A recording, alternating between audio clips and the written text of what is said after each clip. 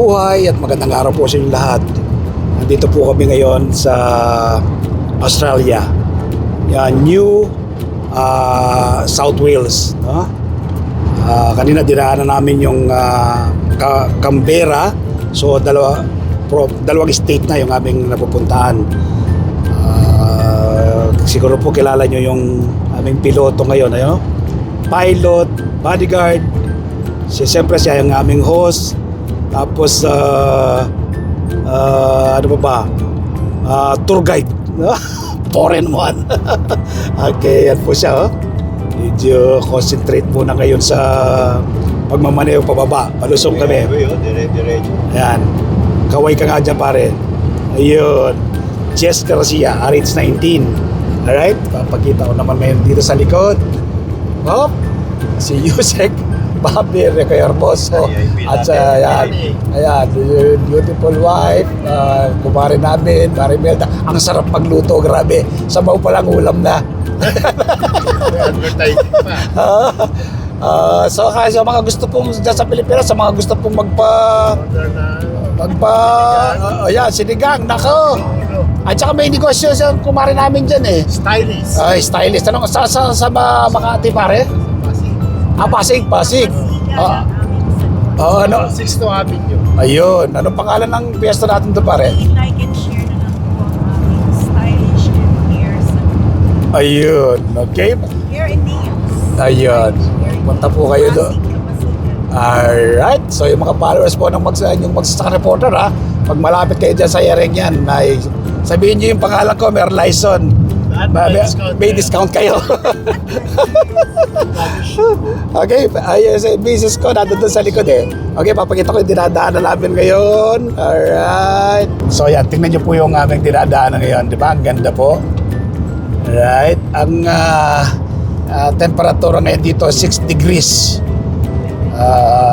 Ayan, tingnan nyo po sa kabila, oh. Kabila, oh. Ayan, oh. Diba? 6 degrees, napakalamig po noon, di ba? Patungo po kami ngayon sa snow. Ano nga Perisher Valley. Nag-snow po ron. Ito ang aming destination, ano?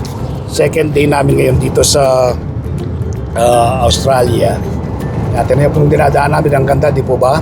Ito ko nakunan kanina yung pabababa, mas magandang tingnan. Pero ito, dito pa lang, kita nyo, diba? Ang linis po ng bansang ito. Organisado, sa sasakyan na walang traffic.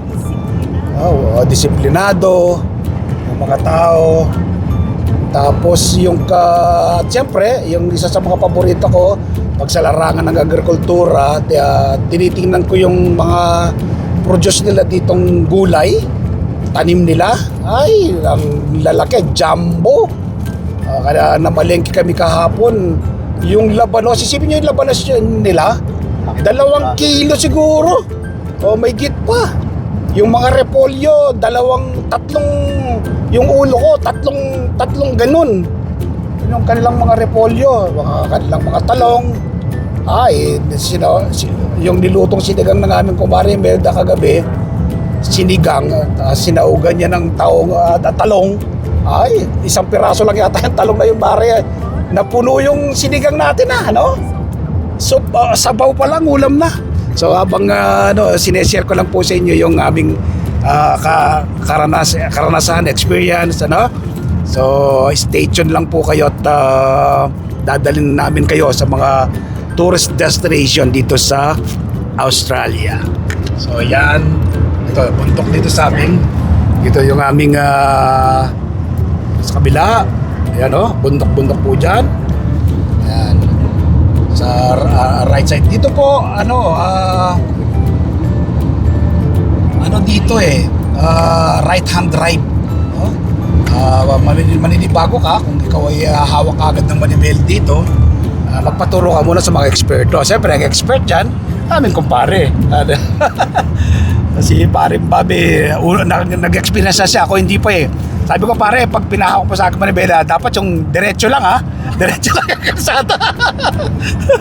Si paring Bobby, nag-try na siya kahapon. Ako hindi pa. Tatry ko sa mga susunod na araw. Anyway, meron pa kaming ano dito. Mga 2 days pa lang naman kami ngayon. 2 weeks kami rito. So matagal-tagal pa kaming mag-iikot dito sa lugar na ito. So yan, tingnan nyo po yung aming dinadaanan po ba? Napakaganda oh. Ang linis at maigpit sila dito sa mga traffic rules nila. Dito sa highway, dapat sumunod ka sa speed limit. Kapag lumampas ka, meron ka sulat na matatanggap. Ito, nasa ano kami ngayon dito, 100 speed limit dito. So yun, hanggang doon ka lang. Hindi ka pwedeng lumampas. Pag ba yung mga school zone, bababa ka sa 40 kilometers, tapos 6 unti-unti. Yan, residential 60, so unti-unti na kapag papalayo ka, ano ka naman, papataas na naman yung speed limit mo. So yun po mamaya pag nakarating kami sa nagyayelong lugar, ibabahagi ko po sa inyo. Kakayanin ba namin yung lamig?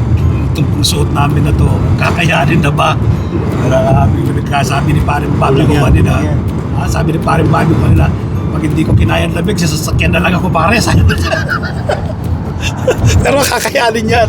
Diyan na yung katawan naman natin, madaling mag-adjust na-adapt yung sitwasyon. Siyempre, yung una, talagang lamig na lamig ka. In the long run, na-adapt na ng katawan natin. So stay tuned lang po kayo, no? Diyan lang kayo at ipapasyal namin kayo. Happy farming and good day. God bless.